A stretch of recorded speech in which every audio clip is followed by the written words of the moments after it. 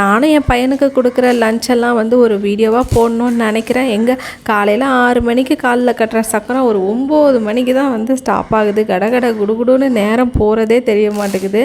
ஈவினிங்காக குழந்தைங்களுக்கு வந்து இன்றைக்கி ஏபிசி மால்ட்டு தான் கலக்கி கொடுத்துருந்தேன். இன்றைக்கி எனக்கு வந்து கொஞ்சம் ப்ரௌனி ஆர்டர், குக்கீஸ் ஆர்டர்லாம் இருந்துச்சு. அதெல்லாம் மத்தியானமே முடிச்சுட்டு ஈவினிங்காக வந்து டெலிவரி பண்ணியாச்சு. அதுக்கப்புறம் இன்றைக்கி சஞ்சயை கிளாஸில் விட்டுட்டு வரும்போது சிலம்பம் கிளாஸ் போவான். அங்கே விட்டு வரும்போது கொஞ்சம் அந்த காளான், அதுக்கப்புறம் கிரேப்ஸு, கீரை அதெல்லாம் வாங்கிட்டு வந்திருந்தேன். இன்றைக்கி எனக்கு வந்து பார்த்திங்கன்னா ஒரு எக்லெஸ் கேக் ஆர்டர் இருந்துச்சு. பொதுவாக அந்த எக்லெஸ்னாலே எனக்கு பண்ணுறதுக்கு ரொம்ப மாச்சலாக இருக்கும். ஆனால் அவங்க கண்டிப்பாக நீங்கள் எனக்கு பண்ணித்தாங்க அப்படின்ட்டாங்க. சரின்னு சொல்லிவிட்டு இன்றைக்கி வந்து செஞ்சுட்டேன். சூப்பராக வந்துருந்துச்சு எக்லெஸ். எப்போவுமே நான் வந்து தயிர் சேர்க்க மாட்டேன். எக்லெஸ் கேக் பண்ணும்போது பால் சேர்ப்பேன். பால் சேர்த்து பண்ணும்போது கேக் ரொம்ப டேஸ்ட்டாகவும் இருக்கும். 2 நாள் கழித்து சாப்பிடும்போது நல்லாயிருக்கும். அந்த புளிப்பு அது மாதிரிலாம் இருக்காது, நல்லாயிருக்கும். ஒரு வழியாக கேக்கெல்லாம் செஞ்சு வச்சாச்சு. நான் செஞ்ச கேக் எப்படி இருக்குன்னு சொல்லிட்டு மறக்காமல் எனக்கு கமெண்ட் பண்ணுங்கள். இன்னொரு வீடியோவில் பார்க்கலாம். பாய்.